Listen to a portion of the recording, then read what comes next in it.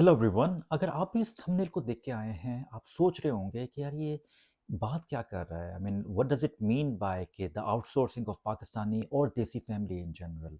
Now हो ये रहा था कि पिछले कुछ अरसे पहले मैं एक बुक पढ़ रहा था and the name of the book is Sapiens by Novel Harari. अब इस बुक में वो बेसिकली बात कर रहा है the history of human civilization, कि हम कैसे जब हम जंगलों में रहते थे, हमारे दादा परदादा एंसेस्टर्स थे, जब वो ज़िंदगी गुज़ारे थे, इंसानियत की फॉर एग्ज़ाम्पल एवोल्यूशन जो है किस तरह हुई है। तो उसमें उसने फिर बात की थी फैमिली की भी, कि एक वक़्त आया कि वहाँ पे लोगों ने फैमिली सिस्टम स्टार्ट किया। अब जब मैं उसको पढ़ रहा था इस बुक को, तो मुझे ज़हन में कुछ सवालात हुए, क्योंकि आज से हज़ारों साल पहले और आज से कुछ 150, 200, 300 साल पहले तक भी बहुत से ऐसे काम थे जो हमारी फैमिलीज़ करती थीं। लेकिन आज के ज़माने में इन द 21st सेंचुरी बहुत से ऐसे काम जो फैमिलीज़ पहले करती थीं, वो उन्होंने ऑलरेडी आउटसोर्स करने शुरू कर दिए। प्रोसेस स्लो था, लेकिन पिछले 200 साल से अगर आप देखें, बहुत से ऐसे काम जो 1700s में, 1800s में हमारी फैमिलीज़, हमारे दादा, नाना, नानी, माँ-बाप करते थे, वो चीज़ें अब ऑर्गेनाइज़ेशंस को आउटसोर्स हो रही हैं इन दिस कैपिटलिस्ट इकोनॉमी। और उससे मुझे एक आइडिया हुआ कि किस तरह कैपिटलिज्म इन जनरल जो है, हमारी जो फैमिलीज़ होती हैं, एशियन फैमिलीज़ होती हैं, देसी फैमिलीज़ होती हैं, इनको किस तरह चेंज कर दिया है। और आज के इस वीडियो के अंदर मैं आपसे इस बारे में डिस्कस भी करूँगा। अब let's think about it, and I want you guys to go back in time. आज से तकरीबन 200 250 साल पहले चले जाएँ, जब हम या हमारे माँ-बाप या हमारे दादा परदादा एंसेस्टर्स 1700s 1800s में रहते थे।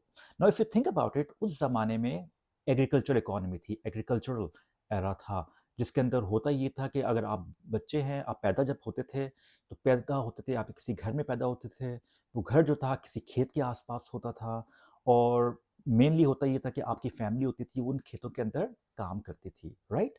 नाउ अब इमेजिन करें कि बच्चा जब पैदा हो रहा है, उस ज़माने में इट वाज़ दाइयाँ दाइयाँ होती थीं, या घर की जो बड़ी ख़वातीन होती थीं, वो डिलीवरी के लिए जो ख़ातून होती थीं, उनकी हेल्प आउट करती थीं। जो आपकी माँ होती थीं उस ज़माने में, उनकी हेल्प आउट होती थी, राइट?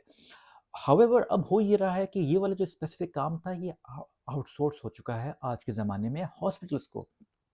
अब बहुत कम ही, आप सोच भी नहीं सकते कि बच्चा जो है हम घर पे करें। मोस्ट प्रॉब्ली बच्चे अगर पैदा हो रहे होते हैं, मोस्ट प्रॉब्ली वो हो रहे होते हैं हॉस्पिटल्स के अंदर।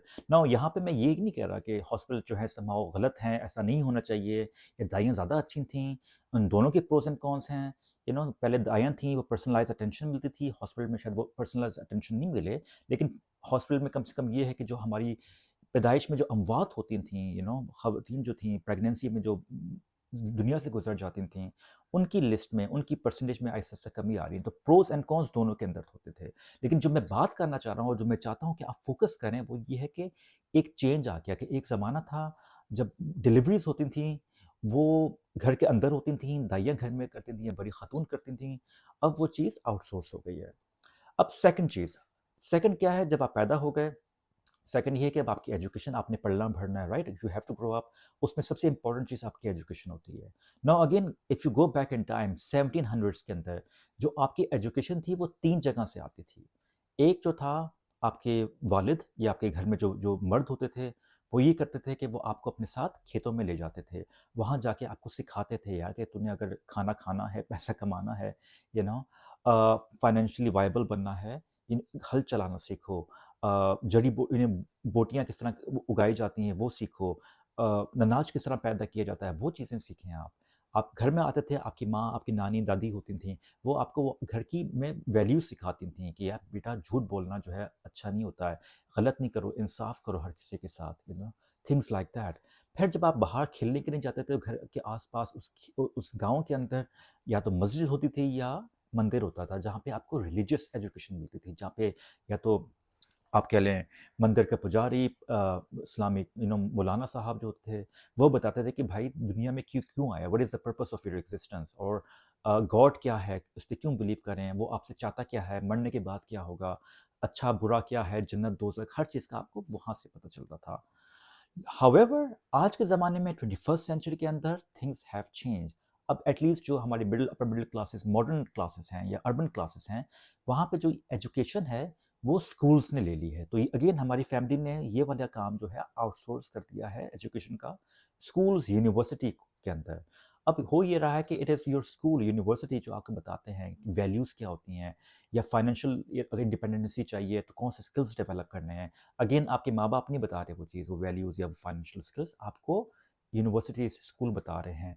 और फिर यहाँ पे एक खला पैदा होता है, एक डिस्टेंस पैदा होता है हमारे बड़ों में और हमारे अंदर भी, जिसका स्टार्ट यहाँ से होता है। अगर आप सोचते हैं ना आजकल कि रिश्तों में इतनी दूरियां क्यों हो गई हैं, हम अगर अपने बड़ों के साथ बैठे हैं हमें समझ नहीं आता हम उनसे बात क्या करें, हम रिलेट नहीं कर पाते क्योंकि उनके एक्सपीरियंसेस हमारे सिमिलर नहीं हैं। वन ऑफ द कॉजेज जो है वो ये है कि हमने जब ये फैमिली ने आउटसोर्स की ली एजुकेशन, तो हम अपने बड़ों से अपने घर के पास जो मस्जिद थी या मंदिर था उससे आहिस्ता आहिस्ता दूर भी हो रहे हैं। ओके, नाउ थर्ड चीज़ आप देखें, चलें आपने बच्चे को तो ये कर दिया, एजुकेशन उसके पास आ गई। थर्ड चीज़ जो सबसे बड़ा होता है वो है जॉब का। Now something very interesting guys, आज से 200-300 साल पहले जॉब जो थी वो इतनी उसमें इतनी एटलीस्ट एंग्जाइटी नहीं होती थी कि हमने सर्च करनी है। होता ये था कि बच्चा है वो ज़रा बड़ा हुआ है, वो बचपन से ही बल्कि बाप के साथ जा रहा है, खेती बाड़ी कर रहा है, बहुत दफ़ा ऐसा होता था कि जिस ज़मीन पे वो खेती बाड़ी होती थी वो उसके दादा परदादा की या उसकी फैमिली की नहीं होती थी, वो लैंडलॉर्ड की, फ्यूडल किसी की होती थी। लेकिन बाप के पास जॉब थी और बाप को भी था कि यार मैं इस बच्चे को भी अपने साथ लगा लूँगा, तो एटलीस्ट आपको जॉब की इतनी प्रॉब्लम्स नहीं होती थीं, क्योंकि आपकी फैमिली ही आपको जॉब दे रही होती थी, राइट? आजकल के ज़माने में जो है सबसे बड़ा मसला स्टूडेंट्स का, क्योंकि मैं टीचर हूँ, मैं पढ़ा भी रहा हूँ यहाँ यूनिवर्सिटीज़ के अंदर, तो आई नो कि सबसे बड़ा हमारे यहाँ जो मसला चलता है फाइनेंशियली वो है जॉब का। जॉब कैसे ढूँढें? सबसे बड़ी हमारी एंग्ज़ायटी, स्ट्रेस जो है, मसले मसाइल जो है ना वो यहीं से स्टार्ट हो रहे होते हैं। उस ज़माने में उस तरह का प्रेशर नहीं था। नाउ मैं अब ये नहीं कह रहा कि ज़िंदगी बड़ी आसान थी कि आपने बाप के साथ जाते थे खेतों में और बड़ा प्यार-मोहब्बत से आपको रखता था। नहीं, वो भी आपको सही रुलाता होगा, आई एम श्योर वो भी आप पे सख्ती करता होगा, आपको बुरा-भला कहता होगा, शायद आपको मारता भी होगा, और आपसे तंग भी आ जाते थ होंगे। आपकी बनती भी नहीं होगी। लेकिन एटलीस्ट आपको था कि यार ये नहीं करेगा कि उठ के मुझे जायदाद से या खेत से आग कर देगा, निकाल देगा, मुझे उठा के फेंक देगा, ऐसा नहीं होगा। कभी ऐसा होना भी हुआ मैं डायरेक्ट जाऊँगा अपनी माँ के पास, उनसे सिफ़ारिश करवा लूँगा। मेरे घर में जो है मेरी दादी, नानी वगैरह, घर के बड़े और भी हैं, चाचा हैं, फूफा हैं, थिंग्स, इस तरह के लोग हैं, ये मेरी हेल्प आउट करने के लिए आ जाएँगे। तो एक सेफ्टी नेट था और फैमिली को भी पता था कि यार ये बंदा जो है अपना ही बंदा है, अपना ही खून है। तो इसको जितना भी कहें, इसको हम निकाल नहीं सकते, इसको उठा के फेंक नहीं सकते अनलेस आपने बहुत बहुत गलत कोई काम किया हो। नॉर्मली आपकी जॉब जो थी उन खेतों के अंदर सॉर्ट ऑफ सेफ थी, राइट? आज के ज़माने में अगर आप कंपेयर करें, यहाँ पे जो है आपके साथ आप काम पे जाते हैं, लेट्स सपोज़ अगर आपको जॉब मिल जाती है, सबसे बड़ा मसला होता है जॉब को रिटेन किस तरह करें, किस तरह बॉस को खुश रखें। और some time, majority of the time, not even some time, आपको जो बॉसेस मिलते हैं, लाइन मैनेजर्स मिलते हैं, वो उनसे आपकी बनती नहीं है, प्रॉब्लम्स वहाँ पे भी स्टार्ट होती हैं। अब अगर यहाँ देखें, यहाँ पे कोई प्रॉब्लम होती है अगर आपकी लाइन मैनेजर किसी के साथ भी, आप उस पे गुस्सा नहीं कर सकते, वो आपके को, क्योंकि ना ही आप उसके होता है ना कि मैं जाके किसी से सिफ़ारिश करवा लेता हूँ अपने घर वालों से, वो भी नहीं हो सकता क्योंकि उसको तो फ़र्क नहीं पड़ता, वो तो जानता भी नहीं था आपको, कोई ब्लड का रिश्ता तो है नहीं ना वहाँ पे। तो फिर होता ये है कि एक कोल्डनेस होती है और फिर यहाँ पे अगर आप काम अच्छा नहीं कर रहे या अपने बॉस को खुश नहीं रख रहे, तो यू विल बी फायर्ड, या अगर आप फायर नहीं होते, आपकी लाइफ़ जो होती है काम पे बहुत अज़ियतनाक हो जाती है, बहुत ही अफ़सोसनाक और बहुत ही प्रॉब्लम से भरी हो जाती है।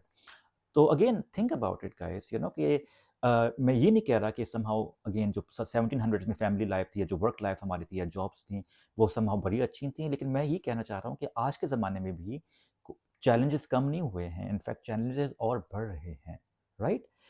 एक और चीज़ जो यहाँ पे सबसे बड़ी आती है, स्पेशली जब आप जॉब कर रहे होते हैं और आपको फाइनेंशियल बेनिफिट्स चाहिए होते हैं, आपको अपना घर चाहिए होता है, राइट?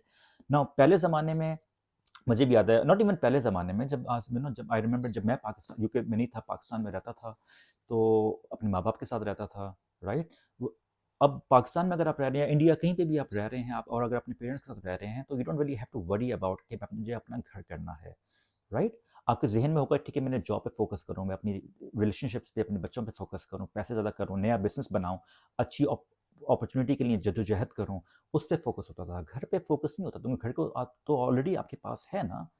आज के ज़माने में स्पेशली अगर आप अब्रॉड रहते हैं, वेस्ट में रहते हैं, यहाँ पे सबसे बड़ा मसला जो है, यहाँ पे जो देसी प्रोफ़ेशनल्स हैं, पाकिस्तानी इंडियन प्रोफ़ेशनल्स हैं, उनका ये है कि हमने घर अपना ले लें। और घर भी अपना नहीं कि पैसे इतने जमा कर लें कि 2-3 लाख पाउंड या डॉलर्स आ जाएँगे, पूरा घर ले लें। मॉर्गेज लेना ही सबसे बड़ा मुश्किल होता है। तो मेरे मॉर्गेज के लिए 5 टू 10% का आपको आपकी सेविंग होनी चाहिए, उसके बेसिस पे आपको आगे जाके जो है मॉर्गेज मिलती है। अब यहाँ पे भी प्रॉब्लम्स आती हैं, if you think about it, कि आप सुबह-शाम जद्दोजहद कर रहे हैं, मेहनत कर रहे हैं, सख्त अपनी गालियाँ खा रहे हैं अपने बॉसेस की, फिर जाके 5-10 साल में आपके पास इतने पैसे होते हैं कि आप बैंक के पास जाते हैं और बैंक से एक मॉर्गेज लेते हैं। और जब आपने मॉर्गेज ले ली, आपका काम खत्म नहीं हुआ यहाँ पे। घर तो आपको मिल गया, लेकिन वो 80-90% तो बैंक का होता है। तो अगले 25-30 साल तक और मे बी मोर, आप जो है हर महीने घर की किस्त देते रहेंगे। अब अगेन सबसे थिंक अबाउट इट, अगर आप अपनी फैमिली के साथ, जो पहले ज़माने में हमारे दादा परदादा रहते थे, उनके ज़हन में ये प्रॉब्लम्स ही नहीं थी। हाँ, यहाँ पे मैं ये नहीं कह रहा कि वहाँ पे जब जॉइंट फैमिली में रहते थे मसले मसाइल नहीं होते थे। ऑफ कोर्स वहाँ पे भी सास बहू के झगड़े, कज़िन्स में, भाइयों बहनों में मसले मसाइल हो रहे होते थे। लेकिन एटलीस्ट आपको था कि जो भी है इनके साथ ही मैंने रहना है, इनके साथ ही जीना है, मरना है। मुझे घर से शाद और नादर ही निकालेंगे अगर मैंने बहुत ही गलत काम किया होगा। हाउएवर, अगर आप आज की दुनिया में, मॉडर्न दुनिया में रह रहे हैं, जहाँ पे आप मॉर्गेज पे कर रहे हैं, आपको पता है यार कि मैं अगर 1-2 महीने अगर मैं किस्त नहीं दूँगा घर की, बैंक आके मुझे डिफ़ॉल्ट कर देगा, मेरा घर मुझसे छीन लेगा, यू नो आप पे और ज़्यादा स्ट्रेस आ जाता है, फिर आप पे और ज़्यादा प्रेशर होता है यार कि जैसा भी मुझे बॉस कह रहा है, मैं उसकी सुनूँ, और क्योंकि मेरे पास चॉइस नहीं है। क्योंकि अगर मैं जॉब उसकी नहीं सुनूँगा, उसकी बात में हाँ नहीं मिलाऊँगा, आई विल बी फायर्ड, और फिर मैं अपनी मकान की जो किस्त है वो नहीं दे पाऊँगा। तो अगेन यहाँ पे भी एक्स्ट्रा प्रेशर आ रहा है। तो कहने का मतलब ये है कि हमने अपनी फैमिलीज़ को, जॉइंट फैमिलीज़ को छोड़ा, कि क्योंकि हम तंग आ गए थे उनकी पक-पक से, प्रॉब्लम से, सुबह-शाम कोई ना कोई मसले मसाइल हो रहे हैं। लेकिन जब हम न्यूक्लियर फैमिली का हिस्सा बने, जहाँ पे हम मॉर्गेज भी ले रहे हैं, तो यहाँ पे जो है हम वो जो पक-पक थी, मसले मसाइल ज़िंदगी के थे, चैलेंजेस थे, वो तो कम नहीं हुए ना। वो तो उस उतने ही ज़्यादा बल्कि आगे बढ़ चुके हैं। यहाँ पे जो है न्यूक्लियर फैमिली के अंदर जो है हमारे हमारी सास-बहू की लड़ाइयाँ नहीं होती हैं, लेकिन यहाँ पे बॉस की और एम्प्लॉयी की लड़ाइयाँ हो रही होती हैं। हमारी अपनी बैंक से मसले मसाइल चल रहे होते हैं, बिल्स पे करने हैं, हर तरह के मसले मसाइल हैं, सेफ्टी का इश्यू है। फॉर एग्ज़ाम्पल, आप घर से बाहर निकलते हैं, आपके बीवी-बच्चे घर के अंदर हैं, इनको कौन तहफ़्फ़ुज़ देगा? जॉइंट फैमिली में एटलीस्ट आपको पता था कि घर के बड़े जो हैं, या घर की खातून वगैरह हैं, घर के अंदर होती हैं, आप तो आपको सेफ्टी का एज़ सच इतना इश्यू नहीं था वहाँ पे। यहाँ पे होता है, स्पेशली जब आप बाहर जा रहे होते हैं, आपको पता है कि घर में मेरे बच्चे, मेरी वाइफ़ अकेली घर के अंदर हैं, so you need to think about all of these. मैं ये अगेन बार-बार मैं कहूँगा कि मैं ये नहीं कह रहा कि समहाउ पिछले ज़माना ज़्यादा बेहतर था आज के ज़माने से। What I am trying to do is to make you think, कि आप दोनों को देखें। और आज के ज़माने में स्पेशली अगर हम जॉइंट फैमिली को बुरा-बुरा कहते हैं, तो हमें ये भी एक्नॉलेज करना चाहिए कि नए किस्म के मसाइल अभी हमारे यहाँ in the form of bosses और बैंक्स जो हैं, जो हमारे सर पे मंडरा रहे होते हैं, सर पे खड़े होते हैं, वो भी आ चुके हैं। ओके, तो ये चीज़ फाइनेंस का हो गया। अब एक और चीज़ जो है मैंने बड़ी इंटरेस्टिंग देखी है, वो है आइडिया ऑफ मैरिज, राइट। अब पहले ज़माने में अगर आपने मैरिज करनी है, हम कलेक्टिव सोसाइटी में रहते थे, तो नॉर्मली आपका वो अपना डिसीजन नहीं होता था, इंडिविजुअलिज्म नहीं था। हम एक कम्युनल सेटिंग में रहते थे, और उसमें ये होता था कि खानदानों में शादियाँ होती थी, इंडिविजुअल्स में नहीं होती थी शादियाँ। And this is something I will talk about in my other videos as well. लेकिन आज देखें, अगर अभी की इस टॉपिक के अंदर हम रहें, तो समथिंग यू विल रियलाइज कि उस ज़माने में आपको अपने बड़ों की सुननी होती थी और आपने शादी करनी होती थी, आपकी अपनी इतनी नहीं चलती थी, इट वॉज द फैमिली जो डिसाइड करती थी। अब फैमिली का जो लॉजिक था, वो ये था यार कि ये बच्चा या बच्ची जो है, ये हमारे सामने बड़े हुए हैं, हम इनके माँ बाप हैं, 15-20 साल किससे हमारे साथ रह रहे हैं, हम इनको जानते हैं, बेस्ड ऑन कि हम इनको जानते हैं, हमें पता है कि लाइक्स डिसलाइक, इनकी स्ट्रेंथ क्या है, वीकनेस क्या है, इनको गुस्सा बड़ा आता है या सहमी में इनकी personality, all of these thing we know. And based on that information they make a decision कि आपके लिए क्या, कौन सी लड़की या लड़का जो है सही रहेगा, किससे आपकी शादी होनी चाहिए। अब आज के ज़माने में 21st सेंचुरी के अंदर हम इंडिविजुअलिज्म के दौर में रहते हैं, एक कैपिटलिस्ट इकोनॉमी में रहते हैं, जहाँ पे I is more important than we, मैं इज़ मोर इम्पोर्टेंट देन हम। इस ज़माने में क्या हो रहा है कि यहाँ पे हम अपनी मर्ज़ी से खुद से फैसले कर रहे होते हैं। लेकिन यहाँ पे भी एक चीज़ है कि जो भी हम डिसीजन ले रहे होते हैं, हम कितना सोचते हैं उन डिसीजन के बारे में। हम किसी लड़के से मिलते हैं, हम किसी लड़की से मिलते हैं, विद इन फ्यू आवर्स हमें समहाउ ज़हन में आ जाता है कि ये बंदा हमारी ज़िंदगी भर के लिए ना बना है, या हमारे ही लिए आया है इस दुनिया के अंदर। एंड आप चट मन मन ओ शादी चट ब्याह सॉर्ट ऑफ थिंग जो है ना, वो आप कर लेते हैं। अब यहाँ पे भी एटलीस्ट अगर आप देखें कि ये जो डिसीजन आप ले रहे हैं शादी का, आपने पूरी तरह ना अपने आप को समझा है, ना अंडरस्टैंड किया, ना दूसरे को समझा है। एक लव एज़ फर्स्ट साइट हुआ है, और आँखें बंद करके आपने फ़ैसला कर लिया। अब मुझे आप बताएँ कि क्या ये फ़ैसला ज़्यादा बेहतर है उस फैसले से जो शायद माँ-बाप करें। एटलीस्ट माँ-बाप लॉजिक तो ये दे रहे हैं ना कि हम इसको जानते हैं, बचपन से हमारे सामने पला-बड़ा है बच्चा-बच्ची, उसके बेसिस पे हम फैसला कर रहे हैं, आपने किस बेसिस पे फैसला किया है? आपको लड़की सिर्फ़ खूबसूरत लगी है या लड़की को लेट्स सपोज़ अगर अच्छा लगा लड़का चेहरे के पे भी ना यानी कि खूबसूरती पसंद आई या उसके पास अच्छा बैंक बैलेंस फॉर एग्जांपल अगर है, उसके बेसिस पे कोई आपने उसकी पर्सनैलिटी देखी, आपने उसको जानने की कोशिश की है कि आपने अपना रिसर्च की या आपने अपना होमवर्क किया? नहीं किया आपने ना। तो इसमें फिर भी सोचने वाली बात है कि आई एम नॉट सेइंग कि माँ-बाप सही हमेशा फैसला करते हैं या आप अकेले जो हैं आप हमेशा जस्ट बिकॉज़ कि आप यंग हैं, आपके पास लिमिटेड इन्फॉर्मेशन है, आप गलत फैसला करेंगे। I am just trying to show you the differences here. एक और चीज़ जो मैरिजेस के अंदर आजकल के ज़माने में 2025 के अरसे में हो रही है, वो ये है कि मोर एंड मोर जो हमारे यहाँ लड़के-लड़कियाँ हैं, वो डेटिंग ऐप्स यूज़ कर रहे हैं। अब डेटिंग ऐप्स के अंदर होता भी वही है जो एक ज़माने में हमारे माँ-बाप करते थे।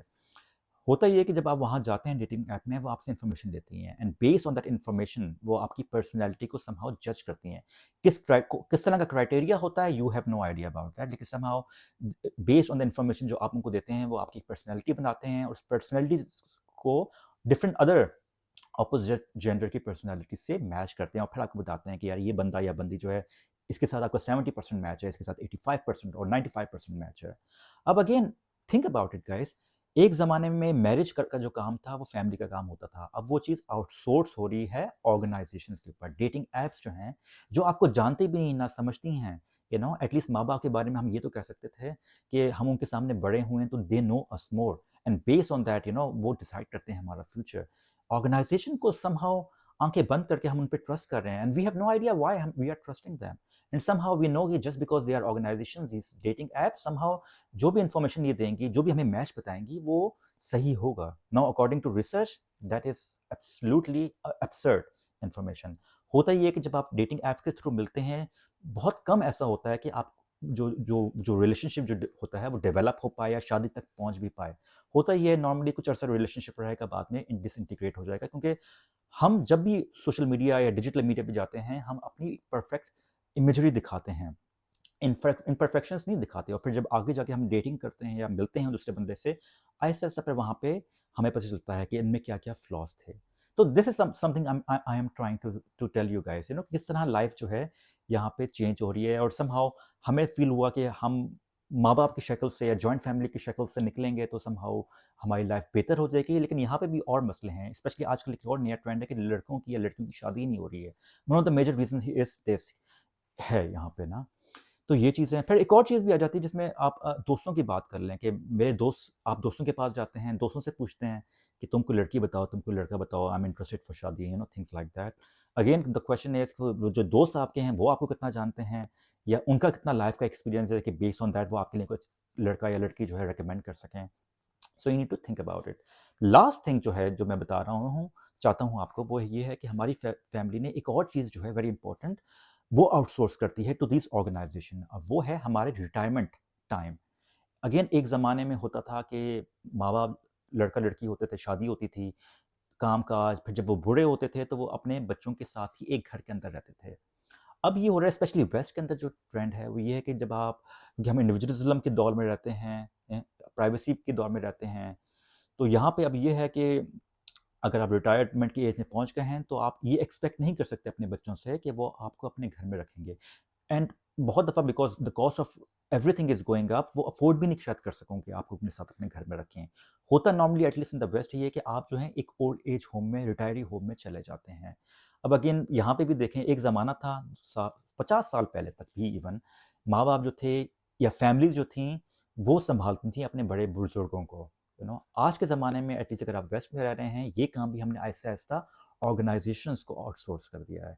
फॉर एग्जांपल मैं अपनी पर्सनल बात करूँ तो मेरे बच्चे फॉर एग्जांपल अगर हैं, मेरी बेटी अगर है, अभी तो छोटी है, लेकिन मुझे पता है अगले 15-16 साल में वो बड़ी हो जाएगी, और जब वो बड़ी हो जाएगी तो उसकी अपनी लाइफ होगी, एंड शायद उस लाइफ में मेरे लिए इतनी स्पेस ना हो, and I don't really blame her for that, क्योंकि मैं जिस दुनिया में उसको लेके आया हूँ, वहाँ पे ऐसा ही होता है, तो मैं उसको ब्लेम नहीं कर सकता, मैं उस पर गुस्सा नहीं हो सकता।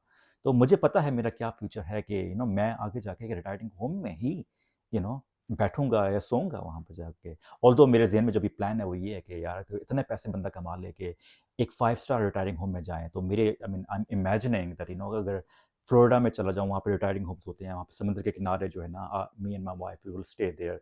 That would be something different तो मेरी ये सॉर्ट ऑफ विजन और कह लें एक one of the dreams add हो चुकी हैं। लेकिन just to think about it guys, ये वाला जो सिस्टम था कि हमने अपने बड़े बुजुर्ग जो थे यू नो उनको जो है आउटसोर्स करना शुरू कर दिया है टू दीज रिटायरिंग होम्स। अब यहाँ पे मैं उनको ब्लेम नहीं कर रहा बच्चों को कि वो उनकी गलती है यार। Sometime I know cost of living is so high, बड़ा मुश्किल हो जाता है ये सबको एक साथ लेना, क्योंकि स्पेशली जब आप घर में ज़्यादा लोग रह रहे होते हैं, लड़ाइयाँ भी होती हैं, मसले मसाइल भी होते हैं। तो some time it makes logical sense कि आप जो है फिर उनको जो है सॉर्ट ऑफ आउटसोर्स करते हैं।